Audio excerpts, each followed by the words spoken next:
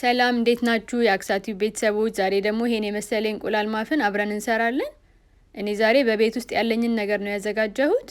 ሽንኩርት፣ ቲማቲም፣ ቃሪያ፣ በቆሎ የበሰለ፣ ገንፈል የተደረገ ብሮኮሊ፣ ድንችና ሽንኩርት ደግሞ ጠብሼ የዶሮ ስጋም አለኝ።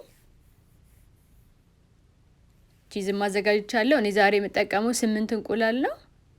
እኔ ደግሞ እንደዚህ እንቁላል ሰራ ብዙ ጊዜ አጠለዋለሁ። በውስጡ ያለው ክሌዛ የሚባለው ቀዩን የእንቁላል ክፍል አቅፎ የሚይዘው ኮሌስትሮል ያመጣል ስለሚባል ማጥለልም ቀላል ስለሆነ አጠለዋለሁ።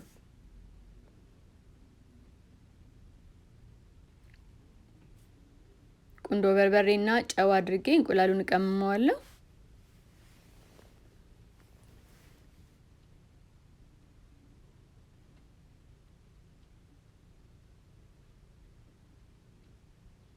ሁሉንም የሚያስፈልገን ነገር ካዘጋጀን በኋላ መጋገሪያውን በደንብ አድርገን ዘይት መቀባት አለብን። እርጥበት ስላለው እንቁላሉም ቲማቲሙም ሽንኩርቱም እንዳይዝብን በደንብ አድርገን ዘይት እንቀባዋለን።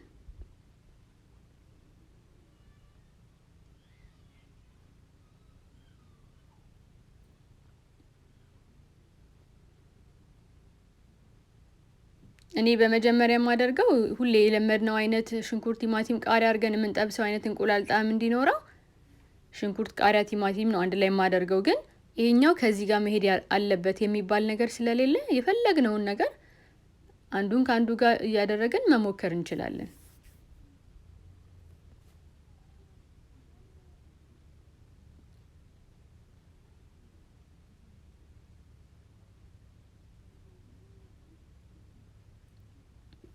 ያዘጋጀነው እንቁላል ውስጥ ደግሞ እነዚህን ነገሮች ሁሉ ጨምረን አንድ ላይ ሚክስ አድርገን ወደዚህ ወደ መጋገሪያችን መገልበጥ እንችላለን። ግን አንዷ ማፍን ላይ የምንፈልገው ያህል ቲማቲም የምንፈልገው ያህል ሽንኩርት መኖሩን እርግጠኛ መሆን አንችልም። ስለዚህ ነው እኔ መጀመሪያ እነዚህን ነገሮች እዚህ ላይ ማረጋው ማለት ነው እንጂ እንደዛኛ እንቁላሉ ላይ ሁሉን ነገር ቀላቅሎም አንድ ላይ ወደዚህ መገልበጥም ይቻላል።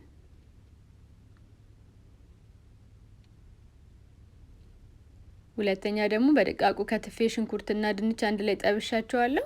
እሱን ነው የምጠቀመው።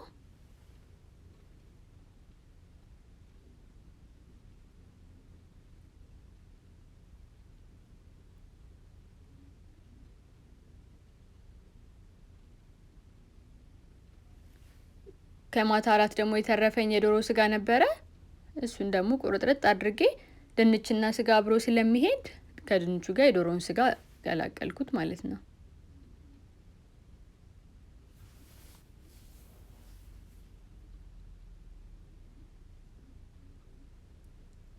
በመጨረሻ ደግሞ ገንፈል ያደረኩትን ብሮኮሊ አደርጋለሁ።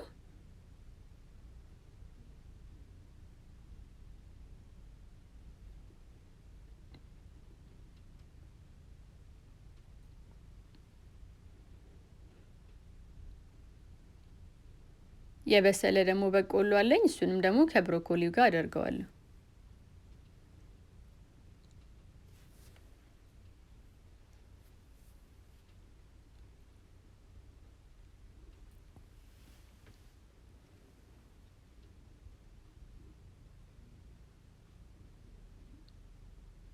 አሁን ያዘጋጀነውን እንቁላል ሁሉም ላይ እናደርገዋለን። ግን በጣም ባንሞላው ይመረጣል። ለምን በኋላ ወደ ላይ በጣም ስለሚነሳ ሲበስል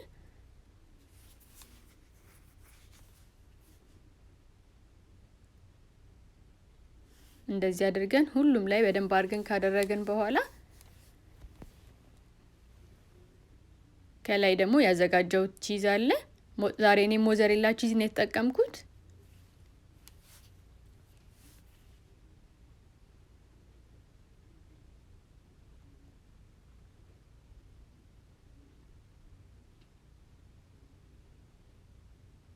እናንተም ደግሞ ሌላ ነገር ሌላ አትክልቶች የምትወዱትን በቤት ውስጥ ያላችሁን አንዱን ካንዱ ጋር ያደረጋችሁ ብትሞክሩት በጣም የተለየ ጣዕም ነው የሚያመጣው።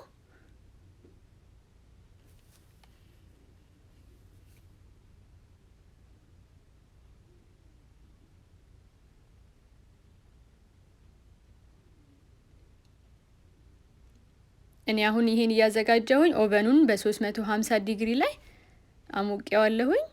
ይሄው ሬዲ ሆኗል። ለ25 ደቂቃ አበስለዋለሁ።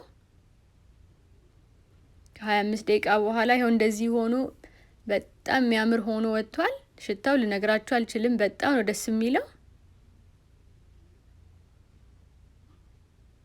በዛ በ25 ደቂቃው ደግሞ እኛ የምንፈልገው ሌላ ነገር መስራት እንችላለን ማለት ነው። እዚህ ጋር ቆመን ማብሰል የለብንም ማለት ነው። እሱም ጥሩ አጋጣሚ ነው። እንደዚህ አድርገን ቁርሳችንን መመገብ እንችላለን። ስለተከታተላችሁኝ አመሰግናለሁ። በሌላ ቪዲዮ እስከምንገናኝ ደህና ሁኑ።